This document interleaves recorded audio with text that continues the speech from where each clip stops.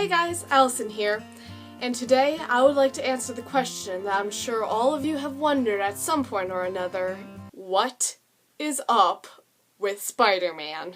For those of you who don't know, Spider-Man has appeared in about 25% of the videos on this channel. For long-time watchers, you understand some of the running jokes here, but the reason Spider-Man ended up on this channel in the first place and became such an influence on everything here is a story that I would like to share with you today. Let's get started. The story begins in summer of 2015. Every summer we go to my dad's family's condo in Myrtle Beach, and we stay in like the top floor of this one building, so we get like this really good view of the beach. We have a balcony, we like hang out there judging people on the beach, like getting some binoculars and just like watching them.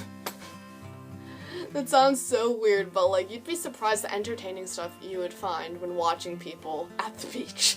So this one day we were having dinner and we watched as this one family shows up and had this inflatable Spider-Man. As we watched, we noticed how one of the kids in the family took the inflatable Spider-Man from the other kid and just like chucked it into the water. And now the way that the particular area of beach that we face from our balcony, it's like the ocean is here, and then it like kind of dips out into this little like sort of like almost like a pond, except not, because like the ocean's here but just into this little area. And like our area's here, you know, and there's this little stretch of land over here, and the Spider-Man gets thrown into the water, and the wind picks it up and just blows it across into the land out there. And it's funny because one of the kids could have easily jumped in the water and grabbed Spider-Man before he blew away, but they didn't. So my family were watching up from the balcony, and we see this poor Spider-Man, you know, down on his luck, just thrown out there, and he's flying away from that family, you know. Like, I'm sure he had some not so fond memories of that family, given the way they treated him. So, you know, he saw his opportunity and he ran, he flew. So me and my brother, we think it would be a good idea that what if we went out and tried to get Spider-Man, like swam across the water into like the other lands. However, it's not exactly that easy because the current going in there is really strong, and it was like, I think it was high tide at the moment, and you know, who knew if like Spider-Man would get blown even further beyond our reach. So my mom had this deal with us. She said we can go after him if he's still there in the morning.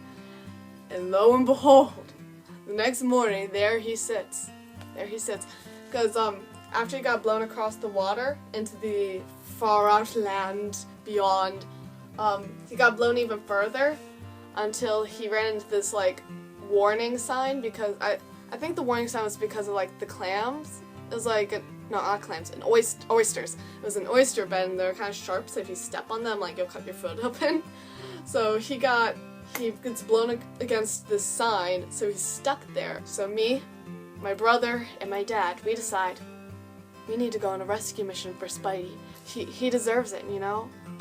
He deserves it. So that morning, we got into our bathing suits, and we were on a rescue mission. Step 1. We had to swim across the water, and of course, like I said, the current's pretty strong, and I have this low-key fear of deep water. Like, if I'm able to stand, I'm fine, but like, if it's really deep and I can't see what's below me, I get like nervous that like something is gonna come up and like grab my foot or bite my foot or just eat my foot. So that was kind of nerve-wracking for me. The next step was crossing this terrain, I guess you would say, that's just filled with crabs.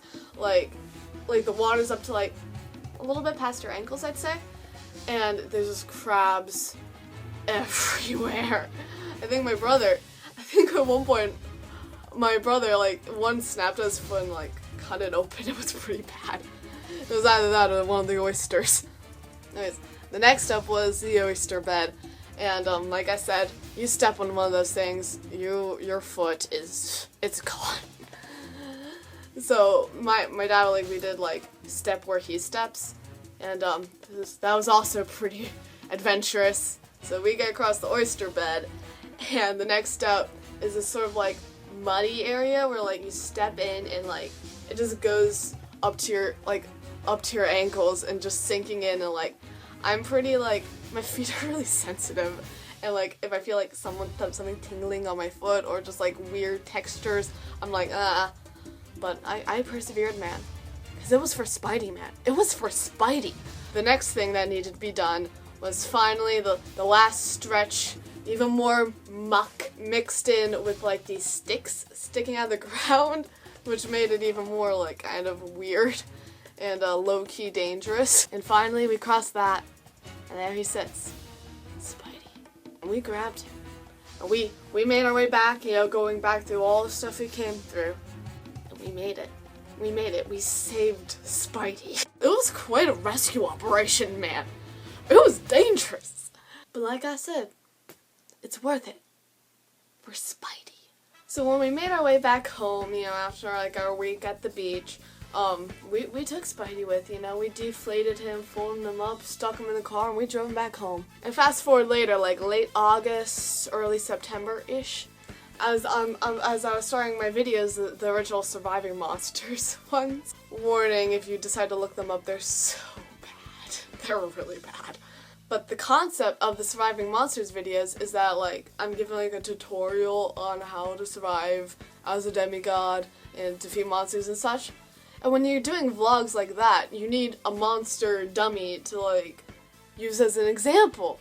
And it just so happens that Spider-Man was the perfect size for that. Like, he was humanoid, you could punch him, and it's, like, not gonna hurt because, like I said, he's inflatable. So we made Spider-Man the main antagonist of the videos. Fast forward even further, Peyton makes her first appearance in one of the videos in Surviving Monsters Part 12. For those who haven't seen it, the idea of the video is about teamwork and how I decide that I'm gonna take on Spider-Man on my own, but then like I can't do it on my own, and like Peyton jumps in and like helps me out, saves the day, to show like, teamwork, yay! And for the purpose of that video, since I was portraying Annabeth at the moment, I needed a knife.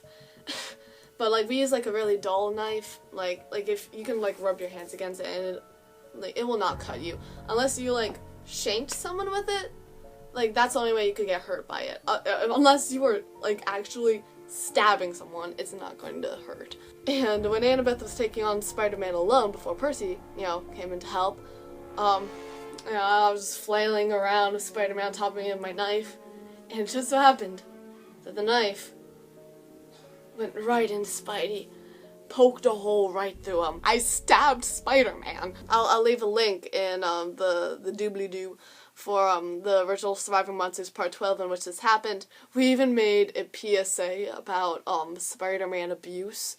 I'll leave that in the doobly-doo also. But from that moment afterwards, we weren't done with Spider-Man, We thought we could use this as like part of the main storyline of these videos, if you can even call it that, and like use him as he's like haunting us and stuff like that. He always shows up, and how we have like a sort of tense relationship because I stabbed him. In conclusion, it's a pretty grand and epic story, and now you know. And knowing is half the battle. So, whenever you see Spider-Man, now you know the story. How does one go about ending this video? Bye!